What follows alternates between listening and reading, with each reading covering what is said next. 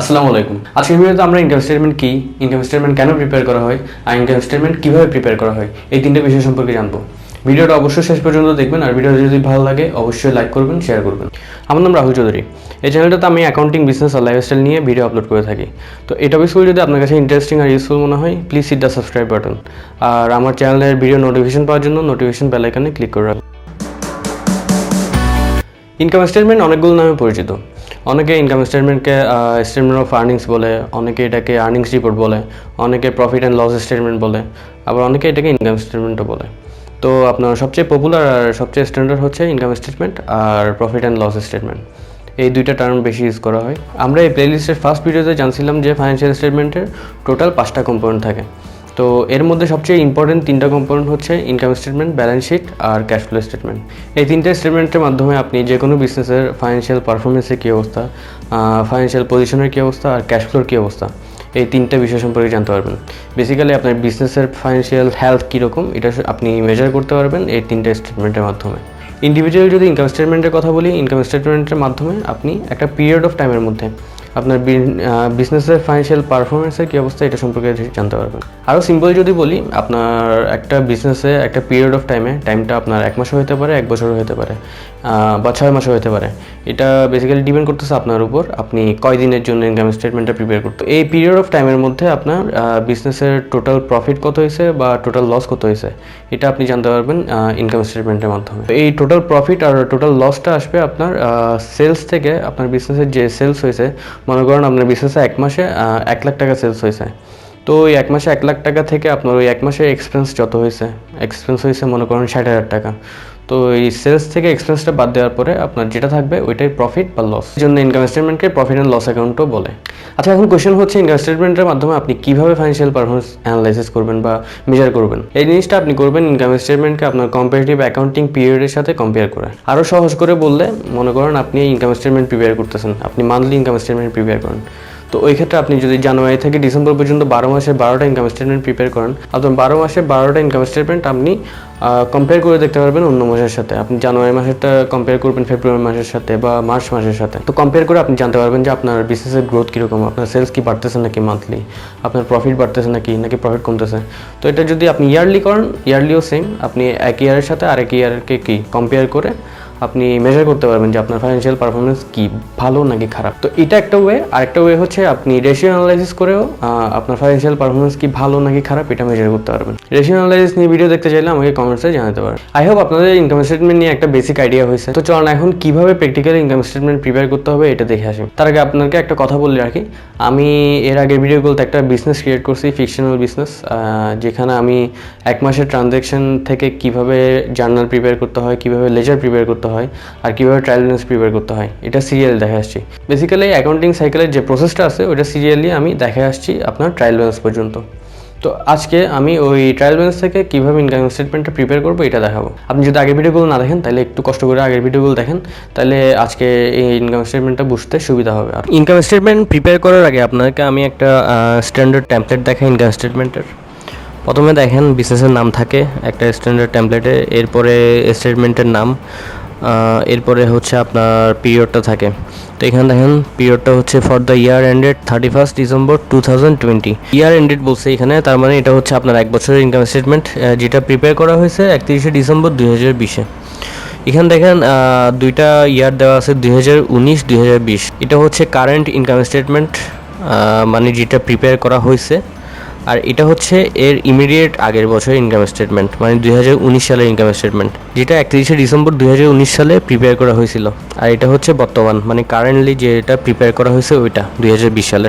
আপনি income statement prepare করলে আপনার যদি আগের বছরের ইনকাম স্টেটমেন্টটা প্রিপেয়ার করা থাকে বা কম্পারেটিভ যে পিরিয়ডটাই থাকে অ্যাকাউন্টিং পিরিয়ড, ওইটা আপনাকে কম্পারেটিভ হিসেবে দেখাতে হবে পাশাপাশি। এরপর দেখেন পাশে আছে হচ্ছে নোটস। এগুলো হচ্ছে আপনাদেরকে যে বলছিলাম ফাইন্যান্সিয়াল স্টেটমেন্টের একটা কম্পোনেন্ট নোটস। এখানে যে টার্নওভার আছে, টার্নওভারের আলাদা নোটস আছে, কস্ট অফ সেলসের নোটস আছে, প্রত্যেকটা নোটস আছে। এই ফিগারগুলো আসছে বেসিক্যালি নোটস থেকে। তো আমি যদি নোটসে এই যে 22 নম্বর নোটে যাই, তাহলে আমি টার্নওভারটা কীভাবে আসছে, কী সেলস করে আসছে এটা একটা ব্রেকআপ পাবো। এরপর একদম লেফট সাইডে দেখেন ফার্স্টে আছে রেভিনিউ হচ্ছে একদম টপ লাইন। একদম লাস্টে দেখেন net profit after tax, net profit হচ্ছে আপনার বটম লাইন। তো তাহলে একদম টপ লাইনে থাকবে রেভিনিউ, এরপর কস্ট অফ সেলস রেভিনিউ থেকে বাদ যাবে, রেভিনিউ থেকে কস্ট অফ সেলস বাদ যাওয়ার পরে আপনার গ্রস প্রফিট আসবে, এরপরে অ্যাডমিনিস্ট্রেটিভ এক্সপেন্স বাদ যাবে, অ্যাডমিনিস্ট্রেটিভ এক্সপেন্স বাদ যাওয়ার পরে আপনার আসবে ট্রেডিং প্রফিট। এরপর আপনার বিজনেসে যদি কোনো ব্যাংক লোন থাকে ওই ব্যাংক লোনে ইন্টারেস্টটা বাদ যাবে ফাইন্যান্সিয়াল এক্সপেন্স হিসেবে। তাহলে ট্রেডিং প্রফিট থেকে ফাইন্যান্সিয়াল এক্সপেন্স বা ব্যাংক লোনটা বাদ দেওয়ার পরে আপনার নেট প্রফিট বিফোর ট্যাক্স আসবে। তো এখন আপনার যদি বিজনেসে ট্যাক্স দিতে হয় তাহলে ওই ট্যাক্সটা এই ফিগারটা থেকে বাদ যাবে। এরপরে যেটা আসবে ওটা হচ্ছে নেট প্রফিট আফটার ট্যাক্স। তো এটা হচ্ছে একটা বড় কোম্পানির টেমপ্লেট যেখানে আপনার ব্যাংক লোনও আছে, ইনকাম ট্যাক্সও দিতে হয়, আবার দেখেন এখানে ডেফার ট্যাক্সের প্রভিশনও করতে হয়েছে। তো এটা বড় কোম্পানি। আমরা যেটা ইনকাম স্টেটমেন্ট করবো এটা হচ্ছে ছোট কোম্পানি, এখানে এত ঝামেলা নাই। এখানে শুধু আপনার টার্নওভার থেকে কস্ট অফ সেলস আর অ্যাডমিনিস্ট্রেটিভ এক্সপেন্স এই দুইটা বাদ দিতে হবে, তাহলে আমরা আমাদের বিজনেসের নেট প্রফিটটা পেয়ে যাব। আচ্ছা, এখন আমরা আমাদের ইনকাম স্টেটমেন্টটা প্রিপেয়ার করার আগে আমাদের ট্রায়াল ব্যালেন্সটা একটু দেখে ফেলি, যেটা আমরা আগের এপিসোডে প্রিপেয়ার করছিলাম। ট্রায়াল ব্যালেন্সের টোটাল 4টা হেড আছে, তার মধ্যে 3টা হেড হচ্ছে এক্সপেন্সের, 3টা এক্সপেন্সের হেড আছে, ক্যাশ ইন হ্যান্ড আছে, আপনার ক্যাশ টাকা আছে, ইনভেন্টরি আছে আর ক্যাপিটাল আছে। এই 3টা হচ্ছে আপনার ব্যালেন্স শিট আইটেম, এগুলো আপনার ইনকাম স্টেটমেন্টে আসবে না। আর একদম লাস্টে আছে রেভিনিউ। রেভিনিউ হচ্ছে ইনকাম স্টেটমেন্টের আইটেম, এটা ইনকাম স্টেটমেন্ট প্রিপেয়ার করার সময় লাগবে। তাহলে আমাদেরকে মাথায় রাখতে হবে যে ক্যাশ ইন হ্যান্ড, ইনভেন্টরি আর ক্যাপিটাল এই 3টা আসবে না, রেভিনিউ আসবে আর এক্সপেন্সগুলো আসবে। এটা হচ্ছে আমাদের ইনকাম স্টেটমেন্ট এক মাসের। দেখেন এক মাসে আমরা 12,250 টাকা লাভ করছি, মাশাল্লাহ। আচ্ছা, ফার্স্টে থেকে দেখি বিজনেসের নাম আছে ইনকাম স্টেটমেন্টের নাম আছে ফর 1 মান্থ এন্ডেড 31 জানুয়ারি 2020। তার মানে হচ্ছে এক মাসের এটা একটা ইনকাম স্টেটমেন্ট যেটা পিরিয়ডটা শেষ হয়েছে 31 জানুয়ারি 2020-এ। তাহলে এটা হচ্ছে আমাদের পিরিয়ড, এটা হচ্ছে নোট যেখান থেকে আসছে এই ফিগারগুলো, আর একদম বাম পাশে হচ্ছে আমাদের পার্টিকুলার্সগুলো। ফার্স্টে দেখেন, ফার্স্টের পার্টিকুলার একদম টপ লাইনে আছে রেভিনিউ। রেভিনিউ হচ্ছে 40,000 টাকা। 40,000 টাকাটা কেমন আসছে আমরা দেখি, নোটে যাই। নোটে দেখেন revenue T shirt sales 40 pieces at the rate of 1000, 40,000 টাকা। হ্যাঁ, মানে 40 পিস সেল করা হয়েছিল 1,000 টাকা করে, তাহলে আমরা 40,000 টাকা পেয়ে গেছি। এটা আমার ইনকাম স্টেটমেন্টের টপ লাইনে চলে আসছে। এরপর আছে cost of sales. Cost of সেলসটা কেমন আসছে নোট থেকে দেখি। প্রথমে আমাদের ওপেনিং ইনভেন্টরি আমাদের ছিল না কোনো ওপেনিং ইনভেন্টরি। আমরা ডিউরিং দ্য পিরিয়ড 50,000 টাকার টি শার্ট কিনছিলাম, 100 পিস টি শার্ট কিনছিলাম। আপনারা যদি আগের ভিডিওগুলো দেখেন তাইলে ওখানে দেখতে পারবেন আমরা 100 পিস টি শার্ট কিনছিলাম। এরপর ক্লোজিং স্টক হচ্ছে আমাদের 30,000 টাকা। কস্ট অফ সেলস বেসিক্যালি বের করা হয় ওপেনিং ইনভেন্টরি যদি থাকে, ওপেনিং ইনভেন্টরির সাথে আপনার ডিউরিং দ্য পিরিয়ড যে পারচেসটা করছেন ওইটা অ্যাড হবে। এরপরে আপনার ক্লোজিং স্টক যেটা আছে, আপনি ইনভেন্টরি কাউন্ট করে যে ক্লোজিং স্টকটা পাবেন ওইটা বাদ যাবে। ওইটা বাদ দেওয়ার পর যেটা থাকবে ওইটা হচ্ছে আপনার কস্ট অফ সেলস। এভাবে একভাবে বের করতে পারবেন, আরেকভাবে বের করতে পারবেন আপনি ইনভেন্টরি শিটের মাধ্যমে। দেখেন এটা হচ্ছে একটা ইনভেন্টরি শিট, একদম বেসিক একটা ইনভেন্টরি শিট। ইনভেন্টরি শিটে বেসিক্যালি আপনি যে ইনভেন্টরিগুলোকে পারচেস করছেন ওগুলোর হিসাব, এরপর আপনি যে ইনভেন্টরিগুলো সেলস করছেন ওগুলোর হিসাব। এই ইনভেন্টরি শিটটা দেখেন 3টা ডেট আছে, 5, 15, 25। 5 তারিখে আমরা পারচেস করছিলাম 100 পিস টি শার্ট 500 টাকা দিয়ে 50,000 টাকা। এরপর 15 তারিখে সেলস করছিলাম 15 পিস টি শার্ট, আর 25 তারিখ সেল করছিলাম 25 piece T shirt. Total 40 piece T shirt আমরা সেলস করছিলাম। তো এই 40 পিস টি শার্টের দাম পড়ছিল আমাদের 20,000 টাকা। দেখেন এই 7,500 যোগ 12,500, তাহলে দুইটা যোগ করলে 20,000 টাকা হয়। 500 টাকা করে 40 পিসের দাম 20,000 টাকা। তাহলে এটা হচ্ছে আমাদের কস্ট অফ সেলস, মানে আমি এই 40 পিস আমার কিনতে খরচ হয়েছে 20,000 টাকা, আর আমরা এগুলো সেলস করছি 40,000 টাকা দিয়ে। তো এভাবেও আপনি কস্ট অফ সেলসটা বের করতে পারবেন, দুইটা ওয়েতেই বের করা যায়। এখানে কস্ট অফ সেলসটা চলে আসছে। এখন রেভিনিউ থেকে কস্ট অফ সেলস বাদ দেওয়ার পরে আমরা গ্রস প্রফিটটা পেয়ে গেছি, এটা হচ্ছে আমাদের গ্রস প্রফিট। এখন গ্রস প্রফিট থেকে আমাদের অ্যাডমিনিস্ট্রেটিভ এক্সপেন্সটা বাদ দিতে হবে। এখন আমাদের অ্যাডমিনিস্ট্রেটিভ এক্সপেন্স হচ্ছে 7,750 টাকা। এটা কীভাবে আসছে আমরা একটু নোটে যাই তাহলে দেখতে পারবো।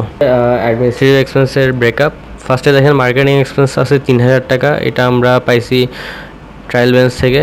এই 3,000 টাকা মার্কেটিং এক্সপেন্স, কোরিয়ার এক্সপেন্স 750, স্যালারি এক্সপেন্স 4,000।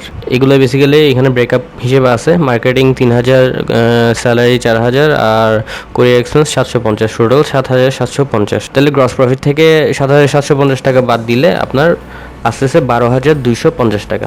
এটা হচ্ছে আপনার নেট প্রফিট। তাহলে আমরা আমাদের বিজনেসের নেট প্রফিট পেয়ে গেলাম এক মাসের। একদম সিম্পল। এভাবে বেসিক্যালি ইনকাম স্টেটমেন্ট প্রিপেয়ার করতে হয়। আপনার যত ট্রানজ্যাকশন বাড়বে তত একটু কমপ্লিকেটেড হবে, বাট আপনার বিজনেস যদি মোটামুটি ছোট আকারের হয় আর আপনার এক্সপেন্স রেভিনিউ, হ্যাঁ, আর বেসিক যে ট্রানজ্যাকশনগুলো আছে ওগুলোর বাইরে যদি কোনো ট্রানজ্যাকশন না হয়, তাহলে আপনি খুব ইজিলি এরকম করে ইনকাম স্টেটমেন্ট প্রিপেয়ার করে ফেলতে পারবেন। ভিডিওটা নিয়ে যদি কোনো কোয়েশ্চেন থাকে আমাকে কমেন্ট সেকশনে জানতে পারেন, আমি ইনশাল্লাহ রিপ্লাই দিব। আর নেক্সট ভিডিওগুলোতে আমি ব্যালেন্স শিট আর ক্যাশ ফ্লো স্টেটমেন্ট কীভাবে প্রিপেয়ার করতে হয় এটা দেখাই দিব। সো নেক্সট ভিডিওগুলো পাওয়ার জন্য নোটিফিকেশন বেল আইকন ক্লিক করে রাখুন। জাযাকাল্লাহ খায়ের, আমার চ্যানেলটা সাবস্ক্রাইব করার জন্য। নেক্সট ভিডিওতে ইনশাল্লাহ আবার দেখা হবে। আল্লাহ হাফেজ।